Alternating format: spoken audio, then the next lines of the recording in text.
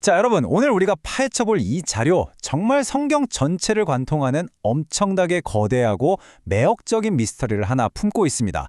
바로 하나님의 완벽한 파트너 찾기라는 수수께끼죠. 결말을 벌써부터 스포일러할 수는 없지만요. 흩어져 있던 역사적 사건들의 퍼즐 조각들을 오늘 저와 함께 하나하나 맞춰가다 보면 아마 상상도 못하셨을 기막힌 완성작을 마주하게 되실 겁니다. 성경이라는 이 방대한 텍스트 속에 꽁꽁 숨겨진 흥미진진한 추리극, 그 첫 번째 단서부터 바로 한번 찾아볼까요? 본격적으로 한번 들어가 보죠. 아주 재미있는 상상을 하나 해볼게요. 만약 여러분이 병원이 절실히 필요한 어떤 낙후된 지역을 위해 밤새워 간절히 기도한다고 쳐보겠습니다. 자, 다음날 아침 자고 일어났을 때 그 자리에 마법처럼 최신식 병원 건물이 뚝딱 세워져 있을까요? 에이, 당연히 아니겠죠. 기도는 우리 삶에서 진짜 중요하고 강력한 힘을 가지지만 우리가 기도했다고 해서 다음날 허공에서 벽돌이 스스로 날아와 쌓이진 않잖아요. 현실 세계는 그렇게 요술 지팡이 휘두르듯 돌아가지 않거든요. 바로 이 지점에서 오늘 다루는 자료가 아주 핵심적인 전제 하나를 툭 던집니다. 그건 바로 하나님은 사람을 통해 일하신다는 사실이에요. 하늘에서 건물을 뚝 떨어뜨리시는 대신 누군가의 마음에 병원을 세워야겠다는 아주 뜨거운 불꽃을 심어주시는 거죠. 그리고 그 사람을 직접 그곳으로 보내서 땀 흘려 벽돌을 나르게 하고 마침내 병원이나 학교를 짓게 하십니다. 그러니까 창조주이신 그분은 자신의 백성들을 당신의 손과 발로 삼아서 이 세상을 다스리고 회복시켜 나가신다는 뜻입니다. 인간이 바로 그분의 가장 위대한 도구인 셈이죠. 그런데 이런 특별하고 신비로운 관계를 기가 막히게 설명해주는 단어가 하나 있습니다. 바로 언약이에요. 언약이라고 하면 보통 딱딱한 법적 계약서부터 떠오르시잖아요. 근데 이건 단순히 내가 이거 해줄 테니 넌 저거 해라 식의 차가운 거래가 절대 아닙니다. 창조주께서 세상을 향한 자신의 엄청난 마스터 플랜을 함께 실행할 동업자를 부르시는 과정이거든요. 특정 백성을 대리인으로 삼아 세상을 축복하고 다스리게 하는 신성한 파트너십을 맺는 거죠. 온 우주의 창조주가 연약한 인간에게 동업을 제안하다니 사실 이것만으로도 벌써 심장이 좀 뛰지 않나요? 그럼 이 위대한 파트너십이 역사 속에서 대체 어떻게 펼쳐졌는지 그 흐름을 한번 따라가 볼까요? 기원전 2000년경 아브라함이라는 인물을 시작으로 너는 세상에 복이 될 거다라며 그를 첫 파트너로 삼으셨죠. 그리고 시간이 흘러 기원전 1446년경 시내산에서는 아예 이스라엘 백성 전체를 제사장 나라로 부르시며 스케일을 확 키우십니다. 기원전 1000년경 다윗 왕 때 이르러서는 이 파트너십을 더욱 단단히 묶어버리시고요. 시대가 지나면서 계약의 형태는 계속 진화했지만 그 심장부에 있는 핵심은 늘 똑같았습니다. 바로 세상을 함께 다스릴 그 완벽한 동업자 찾기였던 거죠. 근데 여기서 진짜 엄청난 역사적 비극이 터집니다. 그토록 공들여 맺은 파트너십에서 하나님이 원하신 건 딱 하나, 그저 신실한 파트너십을 유지하는 것뿐이었거든요. 그런데 이스라엘의 현실은 어땠을까요? 이게 그냥 능력이 부족해서 실수한 정도가 아니었어요. 철저히 배신하고 우상을 숭배하고 힘없는 사람들을 착취하는 아주 적극적인 반역을 저질렀습니다. 동업자로 부름받은 파트너가 앞장서서 그 신성한 계약서를 갈기갈기 찢어 발겨버린 거예요. 역사의 진짜 뼈아픈 배신이죠. 모든 게 다 수포로 돌아가고 희망이라곤 1도 없어 보이는 바로 그 캄캄한 순간, 역사 속에 아주 결정적인 단서 하나가 극적으로 등장합니다. 예레미야 선지자의 외침을 한번 들어보세요. 날이 이르리니 내가 새 언약을 맺으리라. 그들이 내 언약을 깨트렸음이라.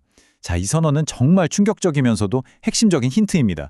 지난 수백 년간 이어져온 옛 계약이 완전 파괴됐다는 사망 선고임과 동시에 이제 이 무너진 파트너십을 처음부터 끝까지 제대로 이행할 완전히 새로운 완벽한 파트너가 무조건 반드시 필요해졌다는 걸 명확히 보여주는 거니까요. 그렇다면 역사의 무대에 새롭게 등판해야 할 그 새 언약 백성은 도대체 누구였을까요?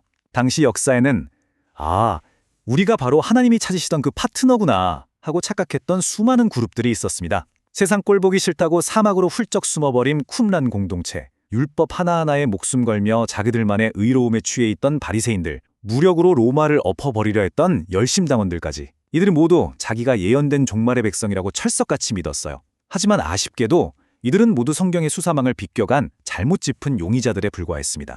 자, 이제 우리는 오늘 살펴보고 있는 이 자료가 향해 가는 가장 궁극적이고 거대한 질문 앞에 섰습니다. 옛 언약은 인간의 탐욕으로 박살났고 자기가 파트너라며 나대던 가짜 용의자들은 전부 역사의 뒤안길로 사라졌습니다. 그렇다면 도대체 누가 이 모든 역사의 끝에 등장해서 그 무너진 언약을 완벽하게 이행할 진정한 종말의 언약 백성이란 말입니까? 그 수천 년의 뼈아픈 실패를 딛고 일어설 하나님이 그토록 애타게 찾으시던 단 하나의 완벽한 파트너 말입니다. 그 위대한 정답은 바로 예수님입니다.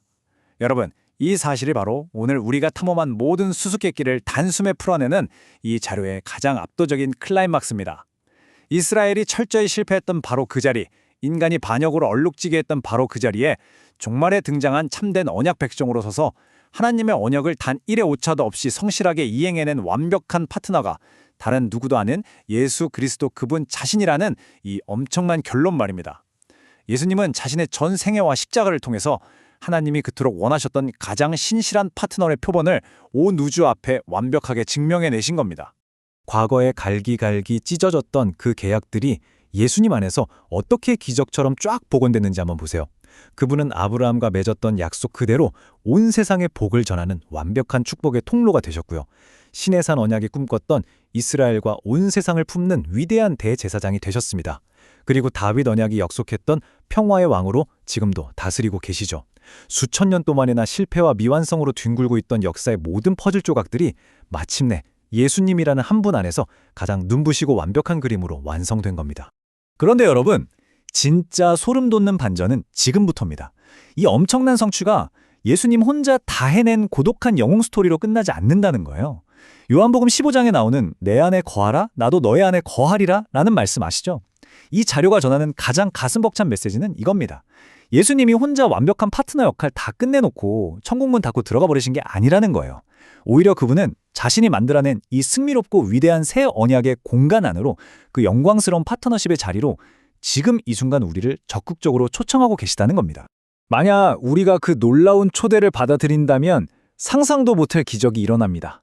누구든지 그리스도 안에 있으면 새로운 피조물이라는 선언처럼 우리가 예수님 안에 들어가는 순간 우리는 그냥 조금 더 착한 사람이 되는 수준이 아니에요.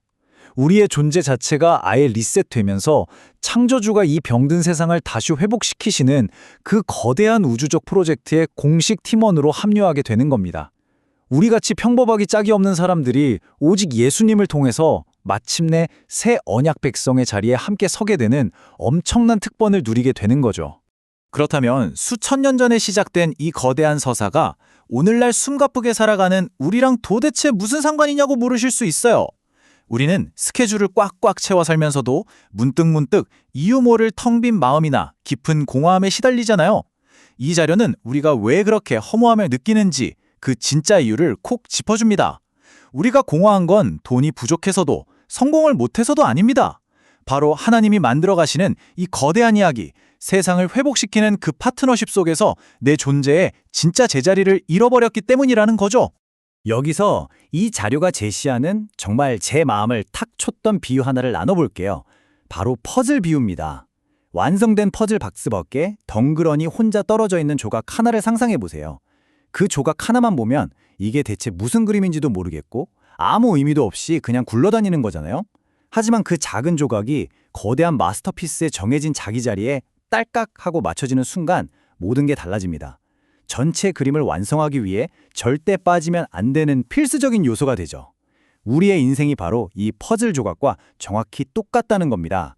자, 이제 오늘 이 거대한 미스터리 탐험을 마무리하면서 여러분에게 질문 하나를 던지고 싶습니다.